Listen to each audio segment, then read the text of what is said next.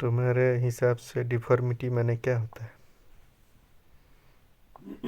Deformity मतलब उसकी shape change हो जाना, किसी भी लिम्ब की, हड्डी की टेढ़ा मेढ़ा हो जाना। ऐसा हो जाना जो हमारे काम का नहीं रह जाए बाद में, है ना?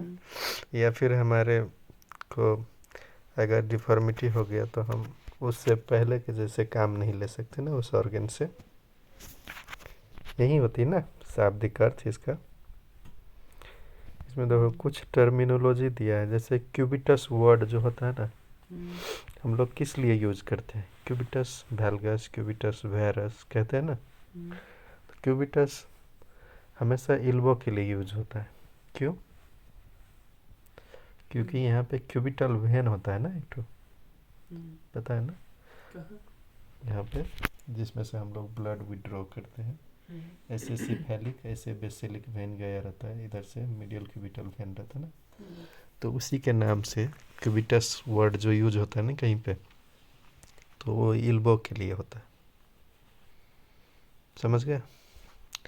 दूसरा है जैसे मैनस, हम लोग कहते हैं ना कि ये मैनुअल है ना, मैनस। ऐसे एक्चुअली हैंड के लिए पाम यूज करते हैं ना हम लोग, पाम। यहाँ पे मैनस जब भी वर्ड आएगा तो समझना चाहिए कि रिस्ट की बात कर रहे हैं वो लोग, है ना?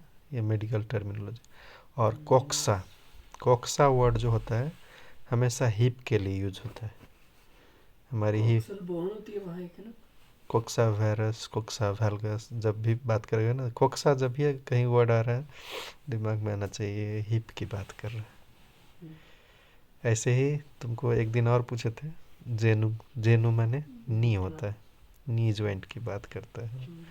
तो जेनु, लिगामेंट था कोई, कौन सा था? हाँ, लिगामेंटम जेनु, तो नी पे होता है।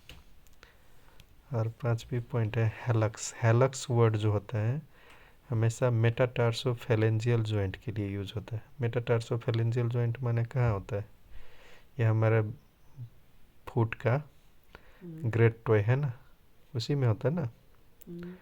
तो मेटाटार्सोफेलेंजियल माने मेटाटार्सल अफेलिक्स। तो हेलक्स वैल्गस, हेलक्स वैरस, जो पैर के ये बिग टॉय है ना, ग्रेट टॉय, ये लेटरली डेविएट हो जाए तो इसको कहते हैं, ऐसे को वैल्गस कहते हैं ना।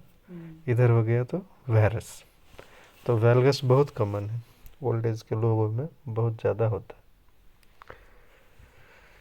उसके बाद इसमें बात आता है कि when part of limb distal to joint deviate, अगर मतलब जॉइंट से नीचे अगर डेविएट हो रहा है, जैसे मेडियली डेविएट हो गया तो इसको कहेंगे वैरस, है ना।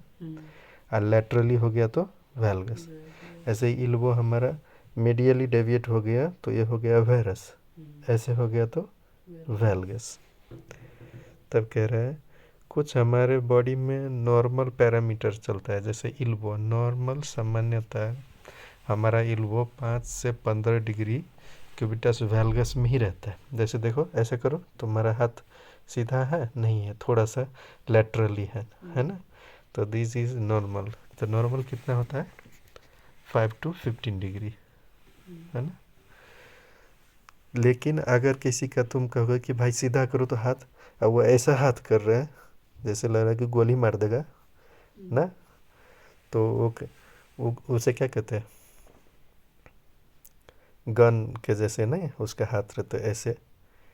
तो वो होता है सुप्राकोंडाइलर फ्रैक्चर ह्यूमरस का जो होता है। एग्जाम में क्वेश्चन आता है कि क्यूबिटस वेरस जो होता है वो किसको होता है? सुप्राकोंडाइलर फ्रैक्चर का। सुप्राकोंडाइलर फ्रैक्चर का है मतलब ये हो गया, कोंडाइल होता है ना यहाँ पे, लेटरल और medial condyle.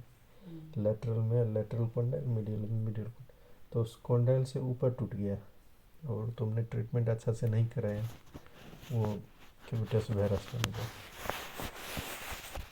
Gun stock deformity कहते हैं ना उसे, लगता है कि गोली मारने वाला पोजीशन में उसका हाथ है, तो that is called cubitus varus. ऐसे ही दूसरा टर्मिनोलॉजी है क्यूबिटस वैल्गस। क्यूबिटस वैल्गस माने ऐसे हो जाएगा हाथ, लेटरल के साइड में बेंडिंग रहेगा। तो वो क्यों होता है? क्योंकि यहाँ पे हमारा लेटरल कोंडाइल है ना, और वो लेटरल कोंडाइल फ्रैक्चर हो गया। तो क्या बन जाएगा, क्यूबिटस वैल्गस।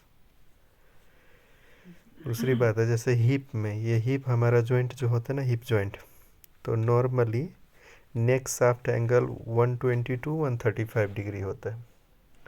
एडल्ट में 125 होता है ना। तो वालेकुम अस्सलाम। ख्याल